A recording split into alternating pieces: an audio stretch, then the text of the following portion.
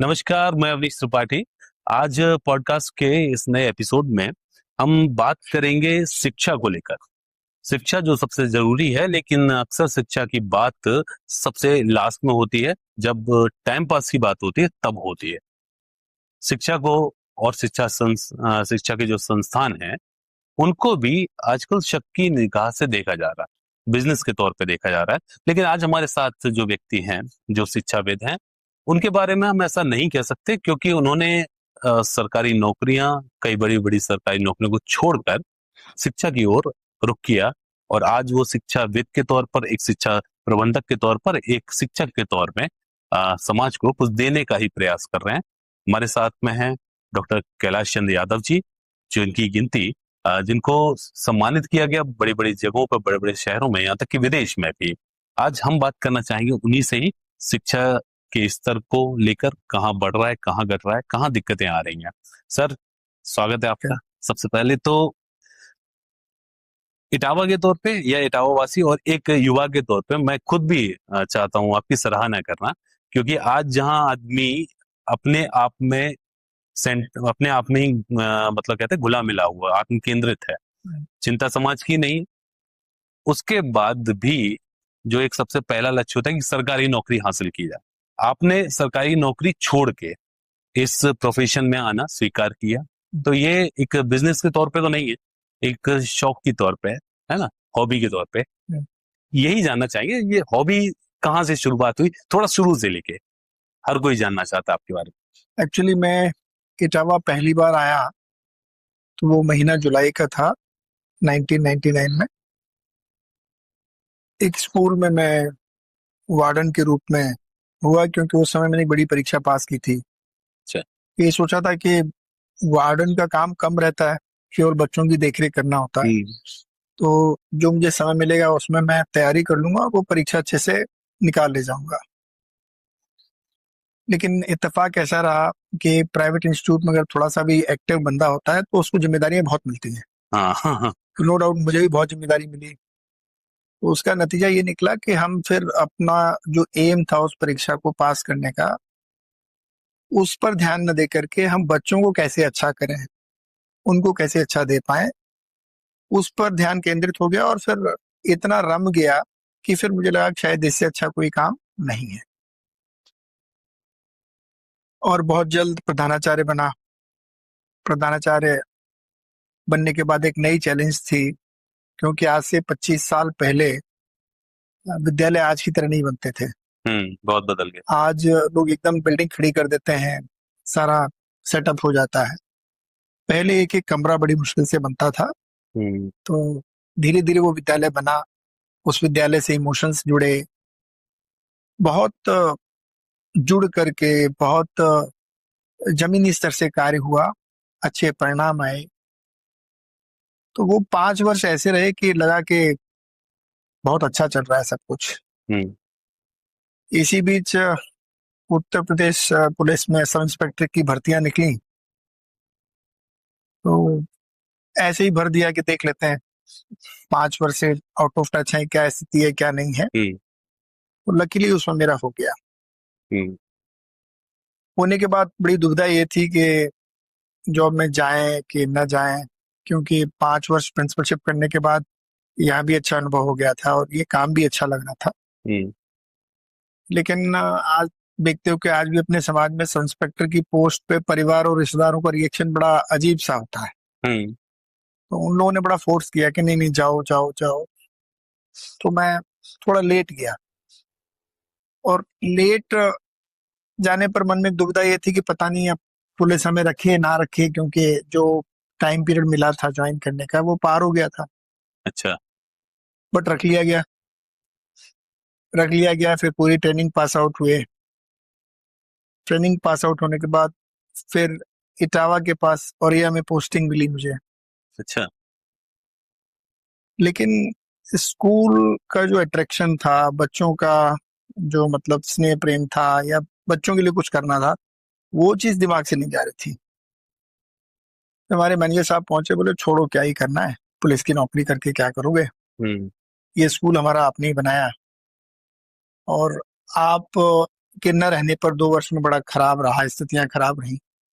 मेरे मन में भी आया कि जिस पेड़ को लगाया है उसे और ऊंचे स्तर तक ले जाया जाए। इस भाव के चलते फिर मैंने सरकारी नौकरी नहीं की। ज्वाइन कर चुके थे आप? नहीं, ज्वाइन नहीं किया मैंने। अच्छा, मतलब पोस्टिंग हो रही हुई थी, फिर मैं ज्वाइन करने गया ही नहीं।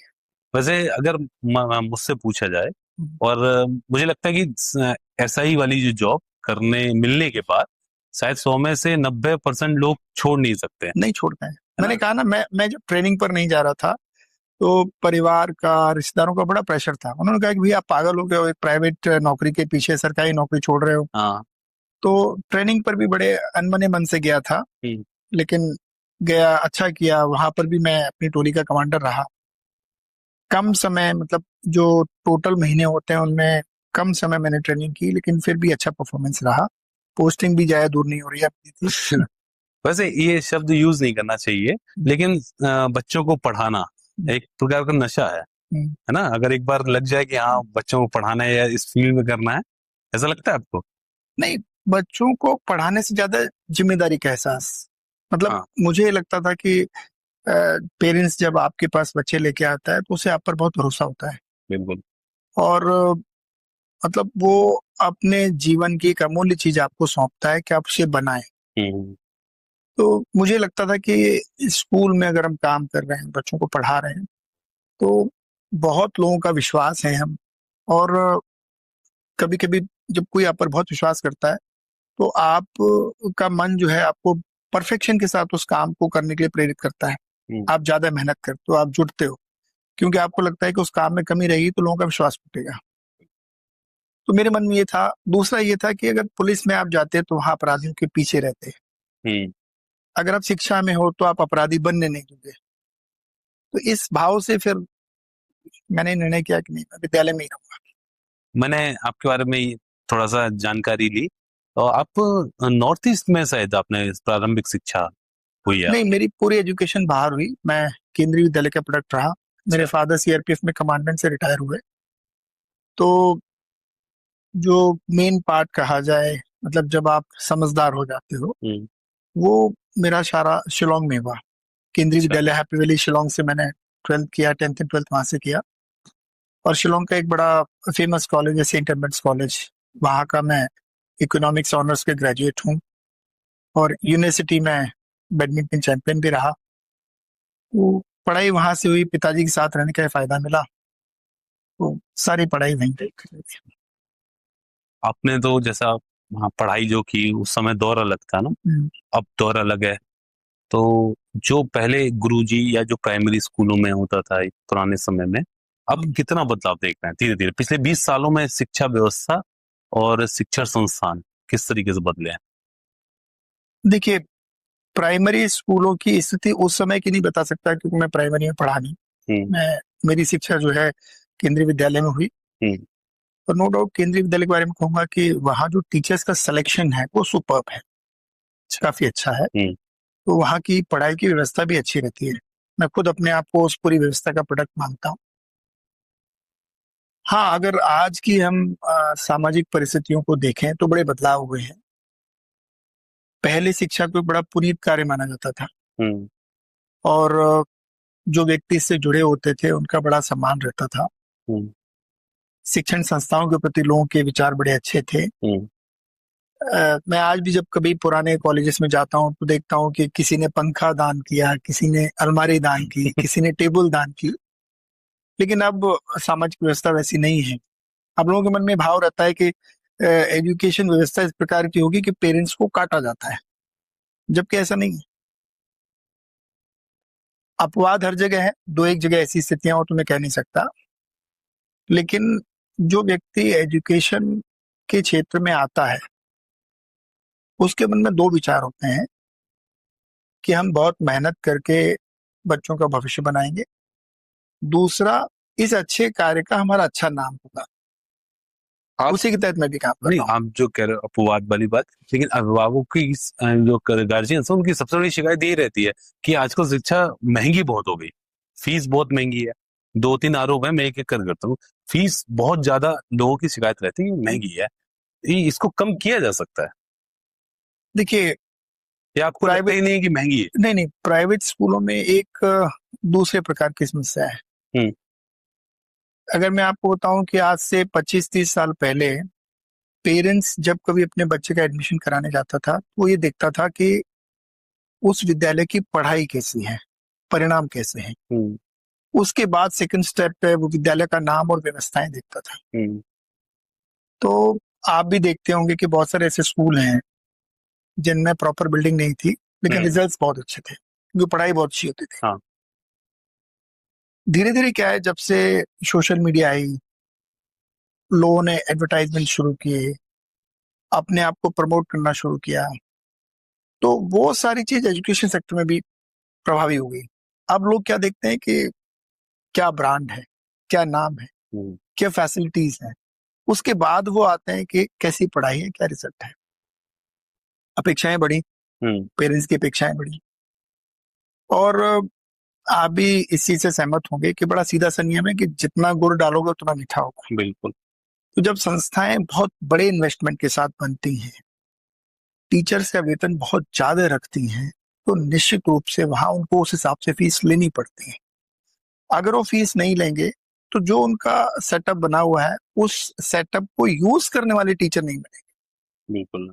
आप ये मानते हैं कि देखिए टीचर्स की भी कई प्रकार की क्वालिटी है। कुछ टीचर ऐसे हैं जो ट्रेडिशनल मेथड से पढ़ा रहे हैं, उन्हें टेक्नोलॉजी को अभी अडॉप्ट करने में दिक्कत है। कुछ ऐसे बहुत एडवांस टीचर्स हैं जो सिर्फ टेक्नोलॉजी के सहारे पढ़ा देते हैं। तो अगर आप आज की शिक्षा को वर्तमान परिस्थितियों के हिसाब से जोड़ के चलेंगे तो टेक्नोलॉजी बहुत मस्त है। बिल्कुल है। और उस टेक्नोलॉजी के यूज के लिए आपको बहुत एक्सपर्ट टीचर्स चाहिए, और कोई भी एक्सपर्टीज व्यक्ति आएगा तो वो हाई डिमांड करता है। अगर चूंकि संस्थाएं जब मान्यता ली जाती है तो एक शपथ पत्र लोगों से लेती है, सभी नो प्रॉफिट मोडल्स पर है, उसका पैसा उसी में लगता है। तो जितना अच्छा आप करोगे, आप मान लीजिए एक लैब आपकी 10 लाख में भी तैयार हो जाती है और एक लैब में आपके 50 लाख भी लगते हैं। जितना चीजों को एडवांस लेके आओगे उतना रहता है। तो जो बड़ी बिल्डिंगें हैं, बड़े संस्थान हैं, हाई पेड टीचर्स हैं, हाई फैसिलिटीज हैं, वहां वो उस हिसाब से चार्ज। ये तो बात सही लगी, अब मुझे सही लग रही, मैं कन्विंस हो चुका हूँ। लेकिन दूसरा एक किताबों की जो कीमतें हैं उनको लेकर शिकायत करते हैं। किताबों की कीमतें तो कम की जा सकती है ना? बिल्कुल। देखिए, अब यहाँ भी एक चीज आती है कि कुछ ऐसे पब्लिकेशंस हैं, कुछ ऐसे राइटर्स हैं जो बहुत ज्यादा नेम एंड फेम वाले हैं, या जिनके रिजल्ट्स बहुत अच्छे रहे हैं, जिनका वर्क बहुत अच्छा रहा है। तो अगर आप उन पर जाते हो तो वो हाई कॉस्ट में, क्योंकि पब्लिकेशंस को उनकी रॉयल्टी भी पे करनी होती है। लेकिन आज बाजार में आप देखो तो ऐसी बुक्स भी अवेलेबल हैं जो चीप रेट्स की हैं। अच्छा। लेकिन उनको स्कूल और पेरेंट्स दो कारणों से नहीं स्वीकार करते। कभी कभी क्या होता है कि जिसका प्राइस बहुत कम है, मतलब अपने सोसाइटी की मेंटालिटी होगी, वो उसको कितनी भी वैल्यूएबल चीज होगी ना, उसको वो मानते नहीं, उसको लगता है कि खराब ही होगी। ये है। ठीक है। उन बुक्स में अगर लो प्राइस की है तो ये इस बात से सहमत हूँ कि पेपर क्वालिटी थोड़ी वीक हो सकती है। हाँ। कलर कॉम्बिनेशन बहुत अच्छा नहीं होगा, भले कंटेंट अच्छा हो। हाँ। लेकिन वो पसंद नहीं आता पेरेंट्स को, नए बच्चों को। अगर आप अच्छी पेपर क्वालिटी पे जाएंगे, अच्छे प्रिंटिंग पे जाएंगे, अच्छे कंटेंट पे जाएंगे, अच्छे राइटर पे जाएंगे, तो बट नेचुरल इसकी कॉस्ट बढ़ जाती है। हाँ। अच्छा, आप पेरेंट्स से कह सकते हैं कि स्कूल वाले लगाते हैं। भाई स्कूल कोई भी, जैसे अगर आप 9 to 12 की बात करो तो 9 to 12 में मैक्सिमम हम एनसीईआरटी पे जाते हैं। अच्छा। लेकिन एनसीईआरटी ही सिर्फ पढ़ के अच्छी परसेंटेज लाना या अच्छा रिजल्ट देना पॉसिबल नहीं है। तो आपको सपोर्ट बुक्स की जरूरत पड़ती है। सपोर्ट बुक्स में कोई भी जागरूक गार्जियन होता है वो हमेशा एक ऐसे राइटर को ढूंढता है जिसकी द्वारा लिखी गई चीजें बहुत एलोबरेटिव हों, तरीके अच्छे हों, और ऐसा लिखा गया हो तो वो उसकी समझ में आ जाए। तो जब आप ऐसी चीजों पे जाते हो, हाई क्वालिटी पे जाते हो, तो उसका पेमेंट फिर इंक्रीज होता जाता है, बढ़ता जाता है। एक आरोप वो लगता है कि समय समय पर या हर 2 साल बाद, 1 साल बाद जो कंटेंट होता है उसका सिलेबस वो बदल दिया जाता है। जैसे पुराने समय में होता बड़े भाई की किताबें छोटा भाई पढ़ लेता था, कि अब नहीं होता वो उस तरीके का। तो इसको लेकर थोड़ा सा संदेह जताया जाता है शिक्षण संस्थानों की नीयत को लेकर, कि वो जानबूझ के बदलते हैं ताकि हर बार किताबें बच्चे नई खरीदें। नहीं नहीं, देखिए इसमें भी एक चीज आपको बताऊं कि सरकार भी कहती है आप इंसेटिव, तो हम भी चाहते हैं इंसेटिव में, लेकिन वहां एक समस्या है कि यदि आप किसी डिस्ट्रीब्यूटर से बात करो तो आपको नहीं पता होता कि आपके यहाँ इस सेशन में किस क्लास में कितने बच्चे होंगे। मान लीजिए हमने आज की जो हमारी छात्र संख्या है क्लास वाइज वो हमने दे दी और उसने 5 5 10 10 प्लस माइनस करके मंगा लिया। अगर किसी क्लास में ज्यादा स्ट्रेंथ हो गई, किसी में कम हो गई, तो ज्यादा वाली तुरंत मिलती नहीं है और कम वाली वापसी मिली जाती है। तो जो भी डिस्ट्रीब्यूटर होता है वो इस लॉस को फिर बियर नहीं करना चाहता कि अगर मान लीजिए किसी क्लास में 10 बच्चे कम हो गए, किसी में 20 बच्चे कम हो गए और किसी में बढ़ गए, तो बढ़ने वाली वो तुरंत उपलब्ध नहीं करा पाता और जो कम हो गए वो अपने पास उस लॉस को रखना नहीं चाहता।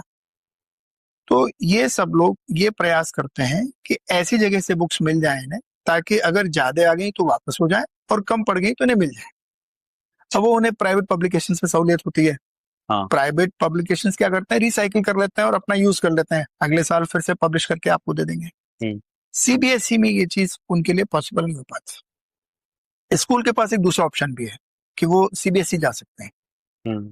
स्कूल भी वही समस्या फेस करता है कि यदि हमने सीबीएसई को आज की डिमांड पे बता दिया, पहली गारंटी ये नहीं है कि वो समय पर हमें उपलब्ध हो पाएंगी कि नहीं। जैसे इसी वर्ष आपने देखा कि वो सिलेबस चेंज हुआ, बुक्स अभी तक उपलब्ध नहीं है। अच्छा। जबकि हम सेशन अप्रैल में स्टार्ट कर चुके हैं। तो अप्रैल में जो आप पढ़ा रहे हो फिर बच्चा बैठेगा तो है नहीं, या फिर मजबूरी होती है कि आप प्राइवेट पब्लिकेशंस पे जाओ। तो प्राइवेट पब्लिकेशंस की महंगाई या चीप रेट्स वो उनकी क्वालिटी पर डिपेंड करता है, लेकिन प्लस पॉइंट ये है कि उनकी अवेलेबिलिटी हमेशा रहती है, जब आप चाहो आपको मिल जाते हैं। मैं आपके सोशल मीडिया पे भी देख रहा था, आप पर्यावरण को भी लेकर काफी एक्टिव हैं और अभी जो आपने बात करी थी ना वो भी वहीं से निकल के आ रही है। पर्यावरण को लेकर हम सीरियस नहीं है, किताबों में भी उतना पर्याप्त है कि आगे आने वाले समय में बच्चे पर्यावरण को लेकर प्रेरित हो सकें, संरक्षण को लेकर, और पर्यावरण में फिर वो पशु भी आ जाते हैं जो भी आपने बात करी। सिलेबस में इतना है या होना चाहिए? देखिए मुझे लगता है कि हम भारतीयों में एथिकल वैल्यूज की थोड़ी सी कमी है। जैसे बहुत सारी चीजें हम औरों पे छोड़ देते हैं कि वो आपकी जिम्मेदारी आप करिए, लेकिन हमारी क्या जिम्मेदारी हम उसे नहीं मानते। ये यूं कह लीजिए कि हम अधिकार की बात पहले करते हैं और कर्तव्य की बात बाद में करते हैं। मैंने तमाम ऐसे उदाहरण देखे। कई भारतीय जब विदेश जाते हैं तो जैसे ही वो एयरपोर्ट पे लैंड करते हैं तो ट्रैफिक रूल्स, साफ सफाई के रूल्स सब उन्हें ध्यान में रह जाते हैं, सभ्य बन जाते हैं। वो टॉफी का रैपर भी ना पॉकेट में रख लेंगे, जहां डस्टबिन हुआ वहां डालेंगे। उन्हें पता है कि उस कंट्री के रूल्स ऐसे हैं, साफ सफाई कैसे हैं, या ट्रैफिक रूल्स बहुत स्ट्रिक्ट हैं। लेकिन वही व्यक्ति जब इंडिया वापस आता है तो फिर से पानी की बोतल गाड़ी से बाहर फेंक देगा, टॉफी के रैपर्स गाड़ी से बाहर फेंक देगा। तो जब तक हम अपने पूरे देश को साफ रखने के लिए या पूरी अपने देश की जनसंख्या के प्रति जिम्मेदारी समझ करके ऐसे कार्य जो उनके लिए अच्छे हों, देश के लिए अच्छे हों, वो नहीं करेंगे तब तक कुछ नहीं होगा। पर्यावरण में बहुत सारी चीजें हैं, केवल पेड़ पौधे नहीं है कि हमने पेड़ लगा दिए या ऊपर दिए। पशु पक्षी हैं, आप देखिए बहुत सारी प्रजातियां विलुप्त होती जा रही हैं, उस पर चिंता नहीं है। अगर हम केवल अपने ही खाने कमाने के बारे में सोचते रहेंगे तो शायद हम कभी नहीं सोच पाएंगे कितने प्रकार के कीड़े मकोड़े हुआ करते थे, या कितने प्रकार के पशु पक्षी हुआ करते थे, या कितने आगे रहेंगे। हमने तो देख लिया, पता नहीं हमारी जनरेशन देख भी पाएंगे नहीं देख पाएंगे। लेकिन मूल में क्या आता है कि यदि आप पेड़ पौधे संरक्षित रखोगे तो वातावरण ठीक रहेगा, और वातावरण ठीक रहेगा तो जिस प्रकार के वातावरण में जिस प्रजाति को जीवित रहना चाहिए, चाहे वो कीड़े मकोड़े हों, चाहे वो पशु पक्षी हों, अगर हम उसे ठीक रखते हैं तो सब सरवाइव करेंगे। अब विकास की अंधी दौड़ में इतना पेड़ कटा है, इतने जंगल कटे हैं, इतने पहाड़ों के पेड़ कटे हैं कि आप देखिए कि मृदा संरक्षण बहुत आम बात हो गई।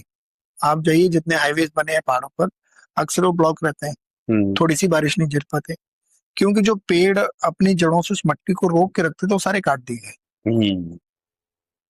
दूसरी चीज क्या है कि पेड़ों के कटने के कारण जो टेम्परेचर आज 48-49 पहुंच रहा है, अभी पिछले महीने हमने देखा कि वर्ल्ड का हॉटेस्ट प्लेस वह बांदा था। हम्म तो अगर हम वर्ल्ड के हॉटेस्ट प्लेस में आ रहे हैं तो जाहिर सी बात है कि जो इकोसिस्टम की वर्स्ट स्थिति है वो हमारे यहाँ। अगर हम पेड़ नहीं लगाएंगे और लगा करके उनके बड़े होने तक उनका संरक्षण नहीं करेंगे तो आप ये मान के चलिए कि तापमान में प्रतिवर्ष वृद्धि होगी, बिल्कुल। जो पूरी मानव जाति के सर्वाइवल के लिए एक प्रश्न चिन्ह हो जाएगा।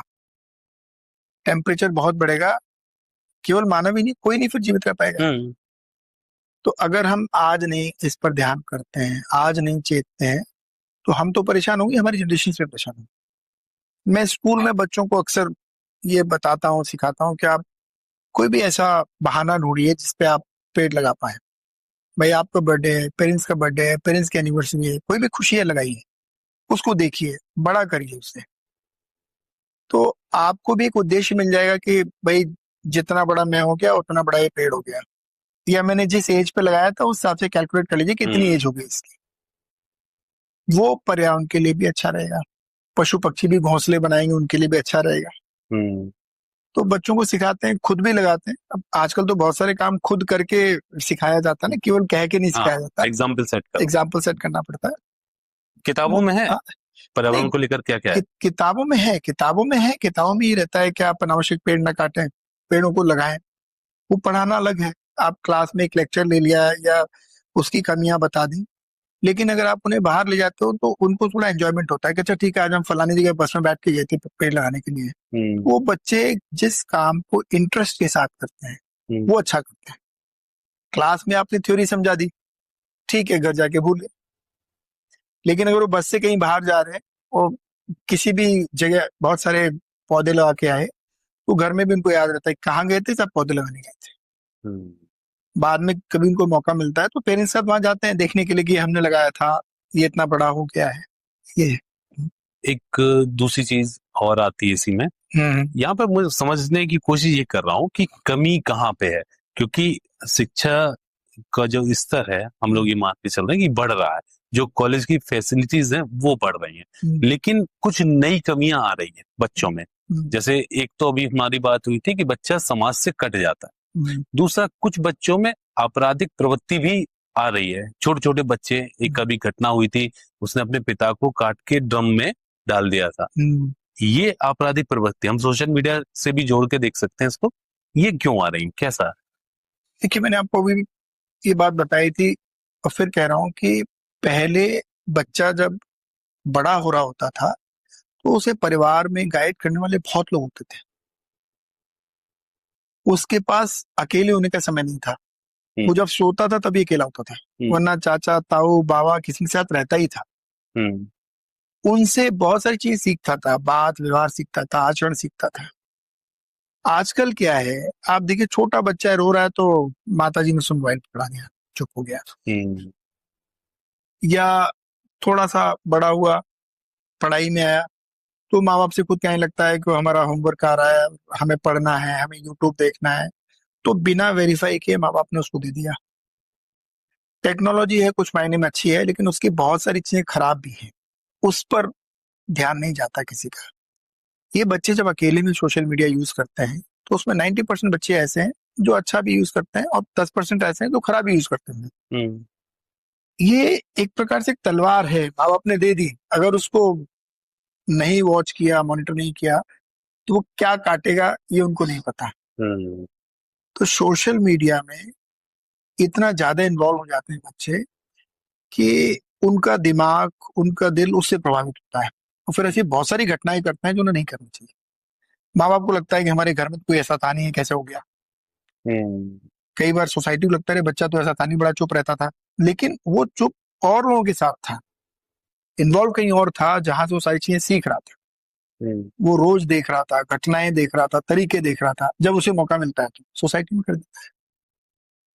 आज भी मैं मानता हूं कि बच्चे जब तक हाई स्कूल इंटर ना कर लें, माँ बाप, चूंकि अब बड़े परिवार नहीं है, माँ बाप को उन्हें अपने साथ लगाना चाहिए, घर के काम में लगाइए, अगर सोशल मीडिया यूज कर रहा है तो अपने साथ बिठा के कराइए, उसे रिश्तेदारी में ले जाइए, उसका परिचय कराइए। मैं देखता हूँ बहुत सारी माताएं लड़कियों से काम नहीं देता, अरे साहब हमारे यहाँ तो नौकरानी लगी है और हम हमारी बेटी काम नहीं करती। ये कोई प्लस पॉइंट थोड़ी है, ये तो माइनस पॉइंट है।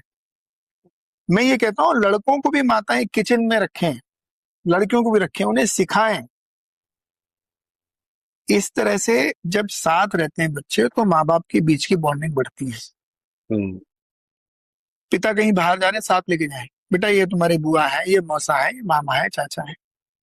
जब तक आप साथ नहीं लेके जाओगे, परिचय नहीं कराओगे, कैसे उनके बच्चों से आपके बच्चे मिक्सअप होंगे?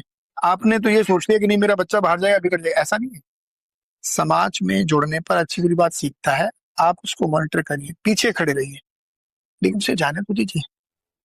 माँ बाप रोक लेते हैं किसी चीज में। एक जगह मैंने भी ये चीज एक्सपीरियंस किया था कि बच्चे ने दरवाजे खोले, मोबाइल हाथ में था उसके, और जैसे ही मैं अंदर आया और माँ बाप जैसे उसके बाहर आने लगे, वो बच्चा मोबाइल लेके अंदर चला गया। उसको ये भी इंटरेस्ट नहीं कि सामने कौन आया। जैसे हम लोग, आपने जो बात कही बिल्कुल सही की, माँ बाप भी इंटरेस्ट नहीं दिखाते इस बात पे कि पैर छुओ, जो हम लोग करते थे। कि वो मोबाइल उसने पकड़ा, मोबाइल पे ज्यादा फोकस था, वो भग के अंदर चला गया, अंदर खेलने लगा मोबाइल से या देखने लगा चुप्पी। हाँ, बच्चे रिस्पेक्ट करना भी ये संस्कारों की कमी भी है ना, ये वही कारण है, मुझे भी ऐसे ही लग रहा है। देखिए अब स्कूलों में भी कई जगह लोगों को लगता है कि अरे साहब क्या पैर वैर छुलाना, वो एक पुरानी बात है, लेकिन ऐसा नहीं है। मैं अपने बच्चों से कहता हूं कि आपसे बड़ा व्यक्ति, आपके गुरुजन, आपको दिन भर में अगर 10 अलग जगह पर मिलते हैं तो आप 10 बार पैर छुए। ये मत सोचिए कि मैंने सुबह तो छू लिए थे, नहीं, वो जगह नई है, लोग नए हैं, आपने देखा फिर मिलिएगा। उससे क्या होता है ना कि अगर बच्चा बाजार में पैर छू रहा है टीचर के, तो देखने वाले उस बच्चे के प्रति अच्छा भाव पैदा करते हैं कि अच्छा कितना संस्कारवान है। उस माँ बाप के लिए अच्छा सोचते हैं कि अच्छा इनके माँ बाप ने कितना अच्छा सिखाया है। तो अभी क्या हो रहा है कि टीचर इधर से जा रहे हैं, बच्चा देख भी लेगा तो नजर छुपा के भाग जाएगा। पेरेंट्स साथ चल रहे हैं, वो भी ये नहीं कहेंगे कि नहीं बेटा रुको जाओ। तो ये कमी यहाँ परिवारों की तरफ से भी आ गई, और टीचर्स ने भी ये चीज ये सोच ली कि अरे ठीक है हम क्या इस चीज को सिखाएं, लेकिन ऐसा नहीं है। मैं फिर कहता हूं कि टीचर का काम सिर्फ किताब पढ़ाना नहीं होता है। जो लोग ये समझते हैं कि मैं तो बस पीरियड लिया अपना काम खत्म हो गया, वो टीचर नहीं है। टीचर का काम होता है बच्चे की बात, बच्चे का व्यवहार, बच्चे का तरीका, बच्चे के बाल, बच्चे के नाखून, बच्चे की चाल ढाल, सब कुछ ऑब्जर्व करना, उसे सिखाना, बताना, फिर पढ़ाई बाद में आती है। अगर टीचर ये सोच ले कि यार बाल नहीं कटा रहा, उसमें मेरा क्या है आपका? आप माँ बाप से बात करिए, बच्चे को समझाइए। अगर हम ये सोच रहे हैं कि नहीं भाई ये हमारी जिम्मेदारी नहीं है तो माँ बाप की है, तो इस सोच के कारण बहुत सारी चीजें खराब है। अगर टीचर ये सोच ले कि नहीं साहब वो उसकी ड्रेस ठीक नहीं है तो हम क्यों उसे कहें, नाखून बड़े हैं तो हम क्यों कहें, या उसकी भाषा नहीं, उसको सब जगह कहना है। मैं मानता हूँ ज्यादा रोकने टोकने बच्चों को खराब लगता है, लेकिन काउंसलिंग करिए, बताइए, इंपॉर्टेंस समझाइए, और जो चीज समझ आ जाती है उसे बच्चे करते हैं। एक पहले के समय जो होता था कि बच्चों को मारने का अधिकार, मतलब पीटने का, मारने तो नहीं, पीटने का अधिकार होता था शिक्षकों के पास। और इवन जो घर के आसपास पड़ोसी थे वो भी डांट टपट देते थे। अब वो चीज बंद होती चली है। स्कूलों में भी शायद ये नियम है कि बच्चों को पीट नहीं सकते। नहीं, ये है नियम, लेकिन अब पता नहीं क्यों मुझे लगता है कि अगर बच्चों को सिखाने की प्रक्रिया में थोड़ा सा कठोर हुआ जाए तो बुरा नहीं है। अगर आप कई बार काउंसलिंग कर रहे होते हैं, कई बार समझा रहे होते हैं और लगता है कि बच्चा उस चीज को नहीं समझ पा रहा, थोड़ा सा कठोर होना पड़ता है। शिक्षक और छात्र के बीच वो कठोरता भी एक प्रेम का ही भाव था। कोई भी शिक्षक वैमनस्यता के भाव रखे कभी किसी छात्र के खिलाफ किसी प्रकार का एक्शन नहीं लेता। विगत कई वर्षों में ऐसे कई घटनाएं हुई जहां अध्यापक द्वारा अगर कोई ऐसा कार्य किया गया तो माँ बाप ने पुलिस में कंप्लेन करी, तमाम चीजें आई, तो अन्य जगहों के लिए वो उदाहरण बना, तो शिक्षकों ने मतलब छोड़ दिया। देखिए, जो आपको पढ़ा रहा है, जो आपको सिखा रहा है, यदि वो केवल फॉर्मेलिटी करने लगेगा, आपसे मतलब छोड़ देगा, तो आप निश्चित मानिए आप अच्छा नहीं कर पाएंगे। टीचर का आपसे मतलब रखना बहुत आवश्यक है। इसका मतलब यह है कि वो आपकी हर चीज देख रहा है, आपकी बात भी देख रहा है, आपका व्यवहार भी देख रहा है, आपके बाल भी देख रहा है, नाखून भी देख रहा है,